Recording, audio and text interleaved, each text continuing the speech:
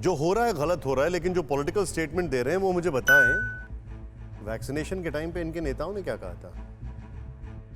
याद है? देखा आपने कि इलाहाबाद की तस्वीर पर विपक्षी पार्टियों ने किस तरह संवेदना जताई, लेकिन वही पार्टी किसान आंदोलन के नाम पर अपना राग बदल लेती है। तब वो कोरोना काल में भी भीड़ के साथ खड़ी दिखती है। अब एक बार 3 कृषि कानून के खिलाफ किसान आंदोलन में जान फूंकने की कोशिश हो रही है। भारतीय किसान यूनियन के प्रवक्ता राकेश टिकैत ने कल काला दिवस मनाने का ऐलान किया।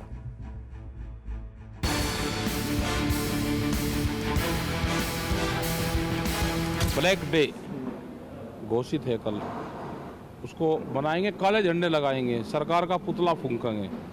ये 2 काम होंगे।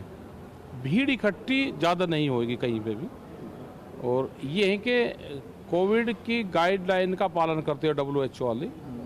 अपने घर पे, अपने गांव में, अपने ट्रैक्टर पे, अपनी झोंपड़ी पे काला झंडा लगाएंगे, तो वही ब्लैक डे है। सुना आपने, टिकैत ने कहा कि कल भारत सरकार का पुतला जलाया जाएगा, ट्रैक्टर और घरों पर काला झंडा लगाया जाएगा। और कांग्रेस नेता नवजोत सिंह सिद्धू और उनकी पत्नी नवजोत कौर ने आज ही किसानों के समर्थन में पटियाला स्थित अपने घर पर काला झंडा लगाया। वहीं सिद्धू की बेटी राबिया ने अमृतसर वाले घर पर काला झंडा लगाया। एक काला झंडा मेरे घर ते इन्हां काले कानूनां नूं ठुकराउण ते इस किसान मारू सिस्टम नूं ठुकराउण दी निशानी है। ते जब तक इस सिस्टम नूं बदलांगे नहीं, तब तक ये झंडा उतरेगा नहीं। दरअसल 26 मई को नए कृषि कानून के खिलाफ किसान आंदोलन को 6 महीने पूरे हो रहे हैं। इसीलिए किसान यूनियन ने इस दिन ब्लैक डे बनाने की प्लानिंग की। हालांकि राकेश टिकैत ने कहा कि ना तो भीड़ भाड़ होगी और ना ही कोई दिल्ली जाएगा।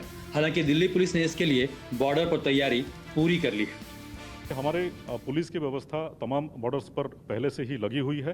किसी भी प्रकार का इलीगल एक्टिविटी या अवैध प्रवेश इत्यादि को दिल्ली में ये घटित होने नहीं दिया जाएगा और कानून तोड़ने वालों के ऊपर सख्त से सख्त कार्रवाई की जाएगी। अब सवाल उठता है कि अचानक किसान आंदोलन फिर से क्यों सुगबुगाने लगा है, जिसकी नींव इस नाम पर पड़ी थी कि सरकार MSP यानी न्यूनतम समर्थन मूल्य पर खरीद बंद कर देगी।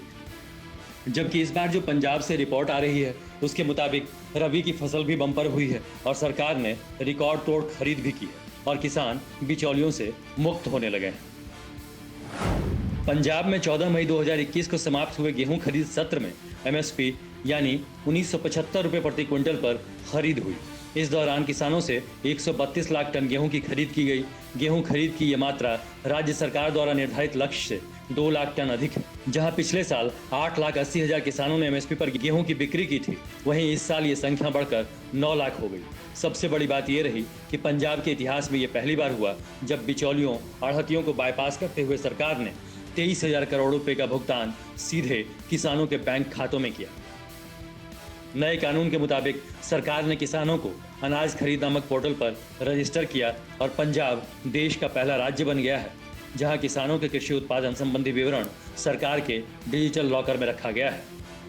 यानी कि नए कृषि कानून के आधार पर खेती किसानी करने वालों को फायदा हो रहा है, लेकिन दूसरी ओर किसानों के नाम पर राजनीति भी है जिसमें समय समय पर खाद पानी दिया जाता है और कल का ब्लैक डे भी इसी की एक कोशिश है। परवाह देश की, सोमवार से शुक्रवार रात 10 बजे TV9 भारतवर्ष पर।